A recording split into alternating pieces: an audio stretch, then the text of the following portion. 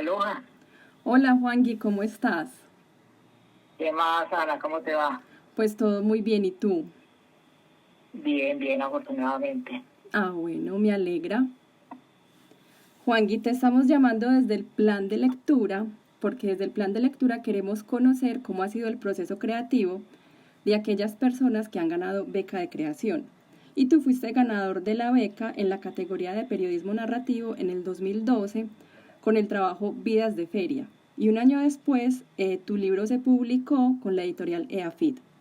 Entonces quiero preguntarte cómo surgió la idea de hacer un libro. Bueno, Ana, pues yo te cuento, realmente en ese año yo no me pensaba escribir, no me pensaba inscribir en la convocatoria para esta categoría. Yo toda mi vida hasta ese momento había hecho básicamente video. Yo trabajaba en la Universidad de Antioquia mucho tiempo como realizador audiovisual y en ese año ya estaba suelto, estaba como independiente. Entonces andaba reuniéndome con muchos compañeros tratando de pensar qué cortometraje íbamos a hacer o qué documental. Y eso nunca pasó de muchos capuchinos, muchas cervezas, muchas ideas. Y bueno, yo era el que trataba un poco de aterrizar el asunto, mirando los lineamientos y demás. Y ahí fue cuando me topé con esta categoría de periodismo narrativo. Entonces empecé a darle vueltas a la historia del camión de la casa. Mi papá es el camionero más antiguo de la Feria de Ganados. Hoy él tiene 88 años y sigue viajando con mi hermano, pues en este momento por la pandemia no, ¿cierto? Ya simplemente lo acompaña, pero mi papá desde los 24 años tuvo un camión toda su vida y yo fui el hijo inútil. Entonces yo salía con él una vececita por ahí en vacaciones, cuando se dignaban sacarme, porque yo no hacía más que estorbarles, ¿cierto? Los niños de mi edad, hijos de otros camioneros, sabían reversar los carros, sabían de mecánica, no les asustaba meterse adentro de la carrocería con los novillos, ese tipo de cosas. En cambio yo era todo lo contrario, y eso pues creo que me dio también la posibilidad de mirar ese oficio de otra manera y empecé a escribirlo, sobre todo porque en esa época yo dictaba también unas clases en las regiones con la universidad y me quedaba como toda la noche en esos hoteles, como pensándole a la cosa, y allá fui donde empecé a escribirlo, en Santa Fe, Antioquia, en Urabá. Yo dictaba unos cursos de ortografía en medio de esa época de rebusque independiente. Y bueno, fui armando el asunto hasta que ya tenía una primera crónica y me di cuenta que podía buscar a otros personajes de los que yo había escuchado siempre hablar a mi papá, y con eso armé el proyecto y felizmente resulté ganador. Un ejercicio que me cambió la vida en muchas medidas porque hoy hago más escritura que video y bueno, fue como de a poco rubricando que eso me gusta mucho más que muchas otras áreas de la comunicación. Entonces, bueno, tú definitivamente empezaste a escribir y ya tenías pues como algunas historias, algunas ideas. Pero ya para presentarte a las becas de creación, ¿cuál fue el primer paso que diste? O sea, ¿cómo convertiste tu idea en un proyecto ya según como lo pide esa convocatoria? Pues recuerdo bien que ahí se hablaba de una primera muestra de una crónica y eso me preocupaba mucho. Entonces puedo decir que fui trabajando esa crónica, conversando con mi papá y yendo a visitarlo a su trabajo y a mirar y a hacer trabajo de observación en la feria de ganados, porque yo dije, si tengo esa primera, yo sé que puedo sacar las otras.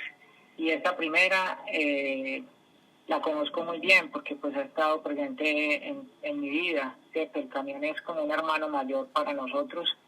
Hoy mi papá tiene un camión distinto al que tenía en esa época, pero aún así sigue siendo un hermano grande con el que no me la llevo muy bien todavía, nunca me la he llevado muy bien, pero está ahí, a quien también tengo que agradecerle que por él estudié con tranquilidad y bueno, todo eso.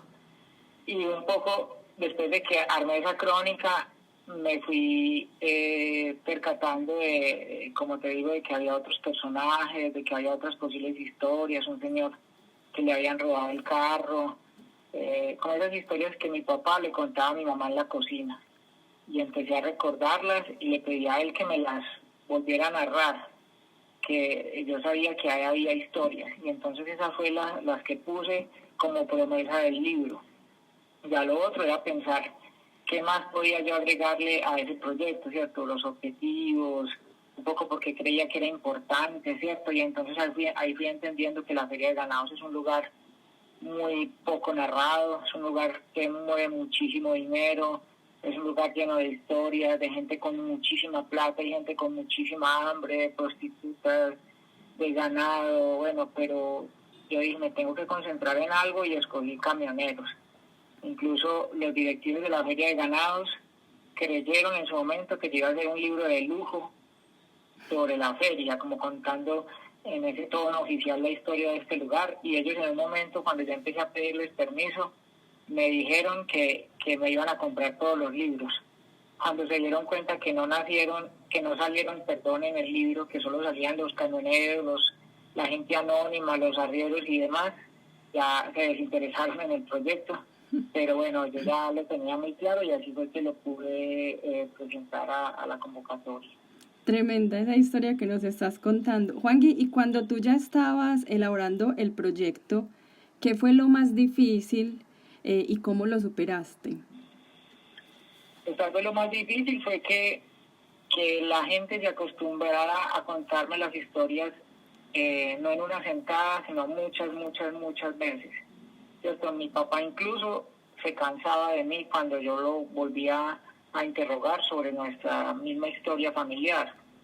¿Cierto? Él me decía, Juan, cuando yo ya llegaba a la feria por las mañanas y él estaba con sus amigos en una cafetería tomando tinta, esperando que les dieran un viaje y demás, él me veía y me salía al paso a decirme, Juan, la gente aquí trabaja, no huevonee tanto con esa preguntadera, la gente aquí no tiene tiempo para contestarle a usted todo lo que a usted se le ocurra, ¿cierto? Y yo incluso en las mesas escuchaba decir a varios camioneros amigos de mi papá, diciendo, ese hijo de Romero que va a ser periodista, y se la pasa conversando con la gente y tomando fotos.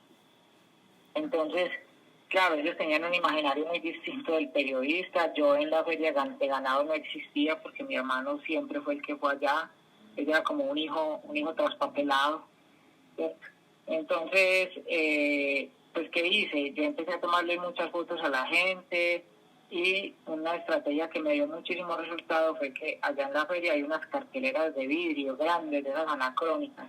Entonces yo tomaba fotos y las pegaba en esa cartelera adentro con el vidrio, ¿cierto? Yo hablé con el administrador y él me dejó pegar las fotos allí. Y la gente cuando yo llegaba el otro día estaban en fila viendo las fotos porque muchos de ellos ni siquiera habían sido fotografiados. Arrieros, emboladores, lustrabotas, prostitutas, bueno, muy pocas fotos tenían a su haber.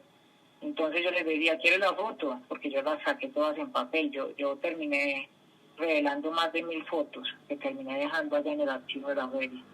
Entonces yo me gastaba la plata revelando las fotos en un tamaño grande, en un tamaño media carta, y le decía a la gente, ¿quiere las fotos? Cuénteme su historia. Y entonces ya con eso me los iba ganando un poquito, y ya luego si sentía que era una historia desarrollable, volvía.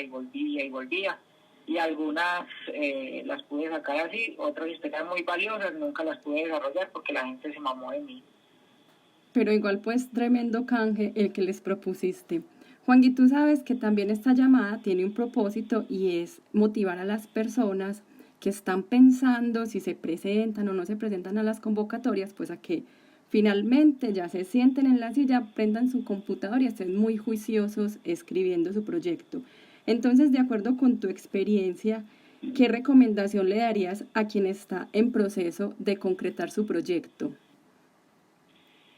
Pues bueno, yo en este momento podría hablar por esa categoría que sé que todavía existe, que es la de periodismo narrativo, ¿cierto? Yo lo que diría es que hay que pensar en una buena historia, en un buen lugar, ¿cierto? Y empezar a trazarse uno un pequeño mapita de qué sería lo que uno va a contar. cuando uno tiene eso y lo deja enfriar, yo digo dejarlo enfriar porque para mí una estrategia, cuando me presento a estas convocatorias, es que yo me autoengaño. Es decir, yo sé que la fecha es el 30 de tal mes, yo me pongo para entregarlo todo el 27 de ese mes por lo menos. De modo que en esos 3 días últimos yo puedo dedicarme a lo administrativo, pero sabiendo que ya tengo el proyecto escrito, que ya tengo las cosas, ¿cierto? Y eso pues que a la par también voy buscando esos documentos. Pero autoengañarse con la fecha, así a rajatabla, es muy importante para uno tener tranquilidad en esos últimos días y no correr. Escojo entonces escoger ese tema con la claridad de que uno puede conversar con amigos, con gente que en verdad uno considere valiosos y preguntarles si consideran que ese tema sigue siendo importante, ir a buscar referentes bibliográficos, ¿cierto? Como qué tanto se ha contado de ese tema, porque uno a veces cree que descubre la ciudad y hay otros que ya lo han contado. Eso no hace que no la podáis volver a escribir, sino que hay que buscar otros ángulos, ¿cierto? Yo busqué lo de la feria y me fui dando cuenta que no estaba muy contado, que tenía una gran legitimidad por ser el hijo de un señor que llevaba 60 y pico de años yendo allá todos los días de su vida y que volvía a mi casa a conversar con mi mamá en la cocina de ese lugar también todos los días. Entonces todo eso me fue como llenando de confianza. Se convirtió en una puerta de acceso, eso es muy importante. Si uno va a escribir sobre un lugar, hay que tener los permisos, hay que buscar quien te ayude a que eso sea más fluido y no dárselas uno ni de espía ni de secta, porque en periodismo narrativo la clave es la observación, la verdad, los datos y de eso es que está hecho esa beca. Claro que sí. Juan Guillermo, ¿tú tienes algún mandamiento creativo? Pues mira, es que realmente apenas así, después de eso, yo debo decir que esa beca me cambió la vida porque, bueno, yo sí leía mucho y me gustaba mucho leer, pero digamos que eso fue mi puerta de entrada a sentirme un poquito confiado para escribir, pero para escribir solo lo periodístico, ¿cierto? A partir de ahí he publicado una serie de artículos en Universo Centro, en varios periódicos, en Periferia, en algunas antologías que se han hecho de libros en la ciudad, pero nada que ver con la ficción, me enreda mucho la ficción y apenas estos días he descubierto un poco qué me enredaba y creo que lo que me enredaba era que siempre que empezaba a escribir una historia buscaba un referente que me terminaba encarcelando, ¿cierto? O sea, yo me levantaba y decía, yo quiero escribir como este señor en este libro. Y cuando iba en ese párrafo que me ponía a buscar ese libro, terminaba luego leyéndome ese libro de ese gran autor y ya nunca volvía con la idea que llevaba, sino que me frustraba, le daba vueltas y así me la pasé, ¿cierto? En este momento llevo un rato escribiendo como unas historias, no sé qué vaya a pasar con ellas, pero no le quiero parar bolas a nadie, es decir, estoy tratando de vaciar la historia como me sale. Ya después haré limpieza y buscaré referentes y demás, pero creo que un poquito liberarse de esos grandes referentes y saber que uno no va a ser como ellos, sino que uno tiene que tratar de ser como es uno, contar con lo que uno tiene, con lo que uno dispone. Es como un mandamiento creativo que en este momento estoy tratando de respetar para ver si avanzo y puedo poner la palabrita fin algún día a esto que estoy escribiendo. Juan Guillermo, muchas gracias por todas estas ideas, por compartirnos tu experiencia.